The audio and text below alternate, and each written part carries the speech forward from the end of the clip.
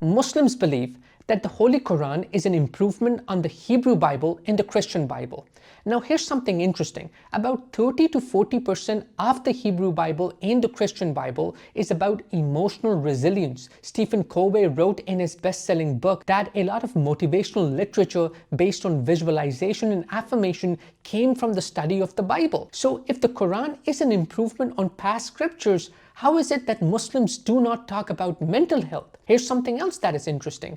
God repeatedly says in the Quran that the devil will try to misguide you by, quote, whispering in your hearts and minds. In my opinion, this whispering signifies the creation of fear, which disrupts our progress and forces us to make choices that lead us away from our goals. So how could it be that the very book that is supposed to protect us from this entity says nothing about psychology? Just listen to a lecture by any prominent imam and they will hardly mention mental health or even accept it as a real concept. A 2021 analysis of 27 studies found tremendous stigma and negative attitudes towards mental health across the Middle East. I believe the Quran is full of messages about mental health. The problem is Muslims just don't see it that way. Let's take sustenance as an example. Many traditional Muslims believe that sustenance is preordained by God. They quote this verse of the Quran which says that everything we will do in our lives is recorded in a book. They will also point out this saying of the Prophet Muhammad which says that our destiny is written down at the time of birth. Because I grew up in a Muslim culture,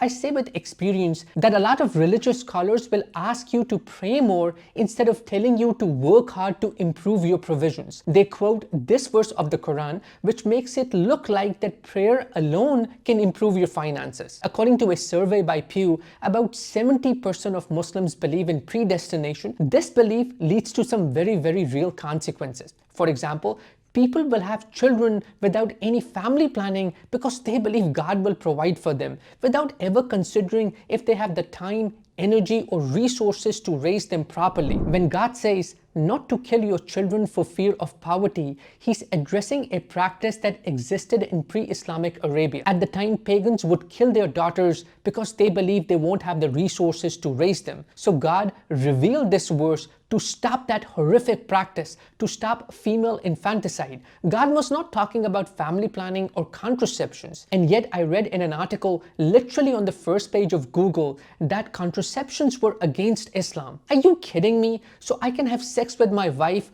only if I want to create a child? I must clarify, that's not what the Quran says. That's what some people choose to believe. Before I tell you why this approach is extremely misguided, here's something interesting to consider. Many Muslims will argue with you to defend their interpretation of the Quran, but they don't actually live by it. I don't know of a single Muslim who sits at home waiting for God to drop sustenance from the sky.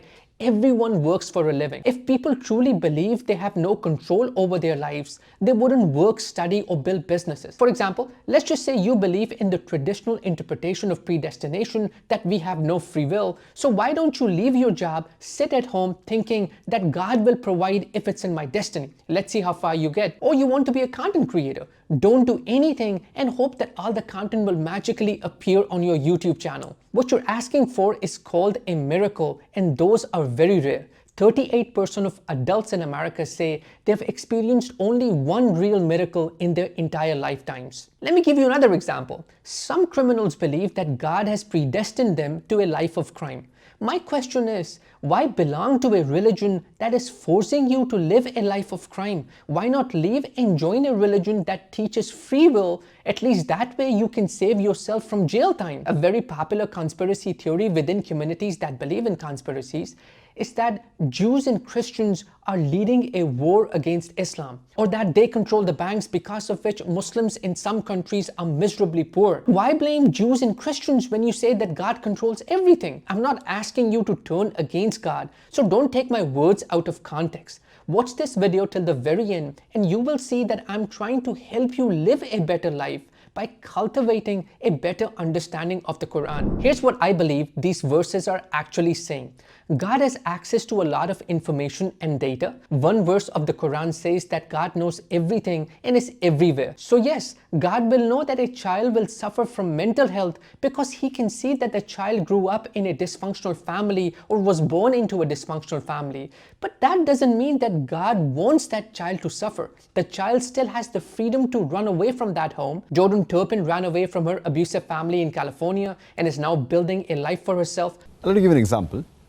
That if in a classroom there is a teacher who teaches the students, after 1 year has passed, before the examination, the teacher predicts that this child, he will come first class first. This child, he will get a second class. This child C, he will fail. And once the examination takes place, and when the results are out, student A gets the first class first, student B, he gets a second class, student C, he fails. Now the question I would like to ask is that just because the teacher predicted that the student C would fail, can the student C blame the teacher saying that because the teacher predicted that I will fail, I have failed? But natural answer is no. Similarly, Allah subhanahu wa ta'ala has ilm ghaib. For example, when a human being comes at a crossroad, there are 5 roads from which he can choose. Road 1, 2, 3, 4, 5. He has the free will, he can choose any. He chooses road 3. And that's already mentioned in the destiny that he will choose road 3. It is not because Allah has mentioned he will choose road 3 that he has chosen road 3. It is because he will be choosing road 3, Allah subhanahu wa ta'ala writes in advance, because he has ilm ghaib, like how the teacher predicts in advance. So Allah knows this person has a choice, he can choose any of the roads from the 5 roads available, but he chooses road 3. So Allah knows in advance he will be choosing road 3, therefore he mentions in the qadar, in the taqdeer, that he will be choosing road 3. For centuries, people have chosen to believe in an interpretation of predestination that limits them. And because of that, they're not able to live up to their full potential. And that brings me back to the main point of this video. If the Quran is an improvement on past scriptures, how come we don't hear more about emotional resilience? It's time to change that. Sustenance is one of the most frequently mentioned words in the Quran, and the reason God brings it up again and again is to give us hope. When things don't work out, God wants us to stay strong, to keep going and trust that He will help. The key word over here is hope. So when God says that it is He who is the best of providers, or that He enlarges the sustenance to whichever of His servants He pleases, or that He is, quote, all provider, He's not saying that food or money will magically appear. He's asking us to not give up during difficult times, to keep going, and most importantly, trust that He will help us resolve whatever it is that is holding us back. Every piece of modern motivational literature emphasizes this one core message: find a way to keep going, especially when times are tough. What this does, it gives us an incredible kind of optimism. We cannot, as human beings, control the extraneous variables of life. We cannot control the fact that a bus might run somebody else over, or yourself could run you over. Anything could happen. Your parents could die. The worst of the worst can happen to you as human beings, to us. But as this concept of qadr in Islam, what is written, destiny. You know, when two people meet each other, say it's destiny. We have to believe that as an article of faith. This part of Islam that we have, it gives us an incredible emancipation and liberation. It allows us to go into the world which is swaying us around with all these extraneous variables and saying, as a human being, whatever happens is good for us. That's something the atheist can never dream from a psychological perspective of obtaining. Impossible. If something bad happens to him, as the brother put, he's just jumbled atoms. The famous Muslim scholar Al-Shafi from the 8th century, he said in a prayer that God will give him his provisions even if they were at the bottom of the deep seas, and even if he did not ask for them. That, in my opinion, means that God will find a way to resolve his problems through ways we can't even imagine. Al-Shafi goes on to say that because of that reason, he will not allow himself to fear during difficult times. In other words, these verses are the safety net that will save us from falling into a cycle of depression when things don't work out. Through decades of research, neuroscientists also reached the same conclusion. A fascinating review of 3,000 research studies found that people who are spiritual and religious have better mental health and have a greater ability to cope with challenges. And that happens because their hope remains alive that God will find a way. Psychologists call this a growth mindset, where remaining hopeful is central to our lives. People with a growth mindset understand that failure is not the end of the road, it's part of the process. I mentioned earlier in the video that some people use verses of the Quran to justify having as many children as possible because they believe God will provide for them. On the flip side, if we were to cultivate a growth mindset, these verses are actually giving hope and encouragement to those couples who have the desire and the resources to become parents, but they are afraid that they won't be able to handle the responsibility or that they won't have enough money. So these verses are actually telling them to not allow fear from blocking the happiness that having a family can bring. However, keep in mind that you must interpret religion in a way that it helps you become successful. Life is already very complicated, and a religious ideology that forces you to believe that you have no control over your destiny will destroy your life. The Quran or religion, any religion, was created to serve humanity. Humanity was not created to serve religion. In chapter 45 verse 13, God says that he created everything in the heavens and everything on earth for our benefit. So when someone says to me that they're living a life of misery because that's what God intended for them, they're actually saying that people were created to serve religion, and any ideology that believes that we were created to serve it is destined to fail. A very important point, and I want to make sure you're listening. A lot of people, Muslim or non-Muslims, they do the very basic in life because at some point they develop a survival mechanism.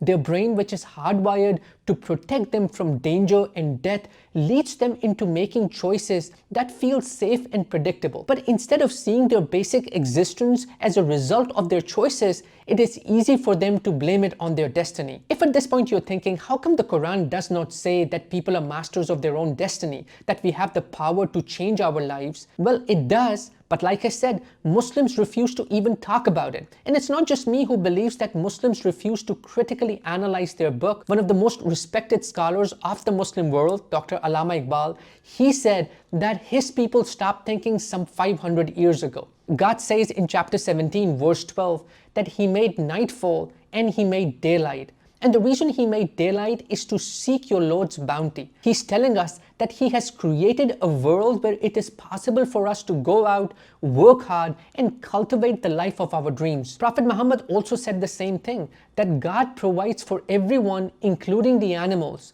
Birds go out in the morning with empty stomachs and return with food in their bellies. Carefully examine what the Prophet is saying. He's telling you that none of the animals sit at home waiting for food to arrive. They're constantly searching and salvaging food. Or consider the amazing story of Hajar, the wife of Prophet Abraham. When Abraham left her in the desert and she needed water, she did not idly wait. She actively searched for it. God witnessed her determination and helped her find water. And this is no ordinary human being. I'm talking about Hajar, one of the most important matriarchs in Abrahamic religions, because Prophet Muhammad was a descendant of that family. So work sincerely, be patient during difficult times, and God's blessings will follow. Prophet Muhammad said that a believer is thankful when he's happy and remains patient when he's dealing with a challenging situation. And this is why, in my opinion, and I have a right to my opinion, God made predestination a pillar of Islam, because he knew that one of the most universal experiences that every person will go through is stress and fear. God says in chapter 2 verse 268 that it is the devil who tries to misguide you with fear, but put your trust in me, keep going, and I will find a way. If you're one of those who still very strongly believes in the traditional interpretation of predestination, that we have no free will, no control over our lives, then answer this one question. How can you say that you're predestined to a life of crime, or to just be a housewife, or to work only at McDonald's, when you don't know what's in your destiny? After all, you can only talk about your life in retrospect, and that can only happen on your last day. So don't you think a better way to live is to dream big, go out, work hard with honesty and diligence to accomplish your dreams, and that will be the story of your life?